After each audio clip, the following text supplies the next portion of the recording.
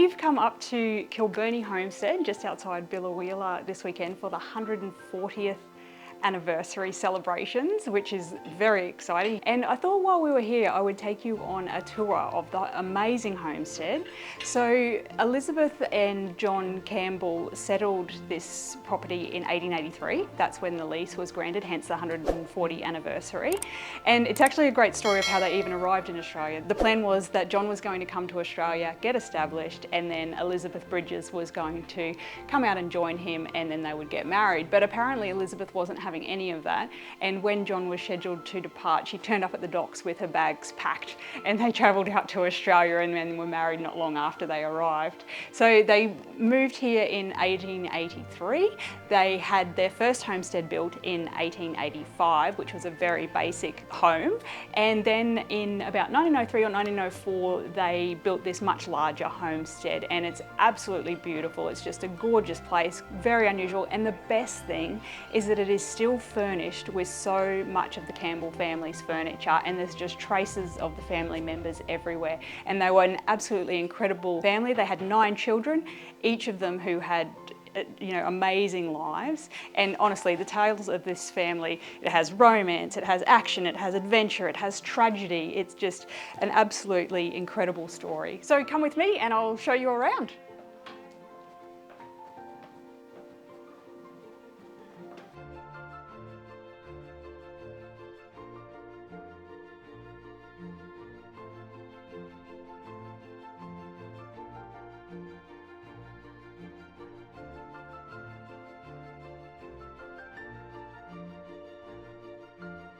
One of the incredible things about the Campbell children, particularly the daughters, was that they were incredibly artistic, and Ruby in particular was an incredible artist. But one of the more unusual techniques was what's called pyrography, which is where you take a hot metal item that's heated in the fire, such as a poker, and then you use that to create designs on timber. The examples that are here at the homestead are quite amazing. It's sort of a bit of a lost art you don't see very often. So to be here and see these pieces of furniture that were decorated by members of the family it's quite incredible, and I love that you've still got that connection to the people that lived here.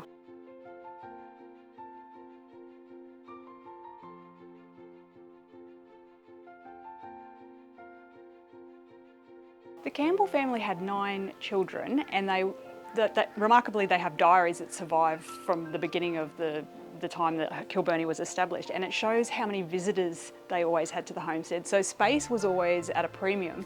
And one of the most remarkable things about the homestead, and the most unusual, are these corner bedrooms or corner rooms, and there's these cute little L-shaped corridors that go around them, but they were effectively either used as bedrooms and one's used as a bathroom as well. And they're a really quirky feature of this homestead, and this one's been set up as a bedroom. And one of my other favourite stories about the bedrooms from the diaries is it's recorded one year that it was so cold that the water in the washstand basins had frozen over. So obviously a bit chilly in winter in these rooms.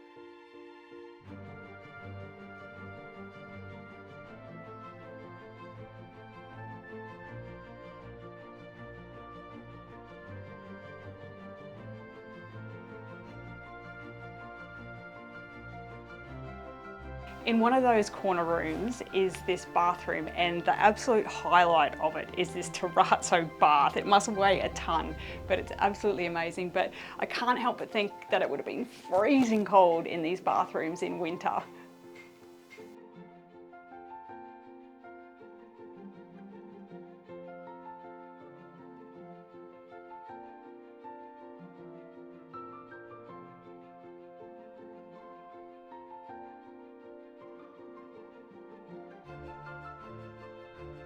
Underneath the homestead's also been enclosed to create a series of rooms for extra space, and this one's one of the bedrooms down here.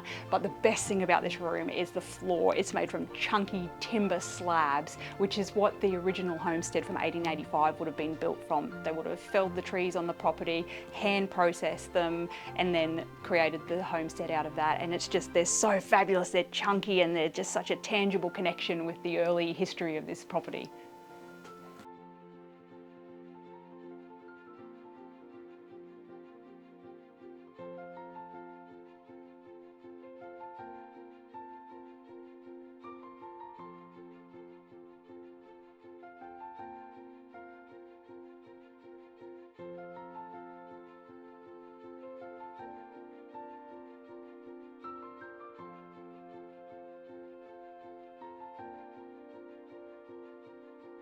One of the things I love best about Kilburnie is that it's really easy to get a feel of what it was like to live here in the early days, and the collection of old washing machines and equipment is a really good example of that, because you can see just how hard it would have been to do the laundry back then, and it makes me very grateful that I have an electric washing machine.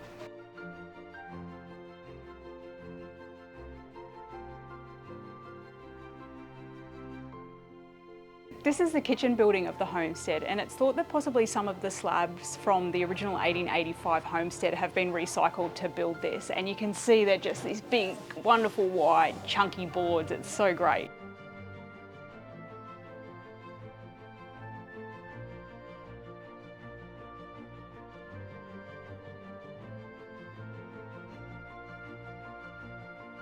I'm here in the kitchen at Kilburnie, and this is where we first met Heather, who used to run the property back in 2020. And I have such lovely memories of that day. It was cold and miserable outside, but we came into this lovely warm space and she had cake for us and made us a cup of tea, and it was just lovely. Sadly, she's passed on since then and didn't get to see the 140th anniversary of Kilburnie, but I think that she would be really happy with the fact that the book's been produced and that we're having a lovely celebration weekend.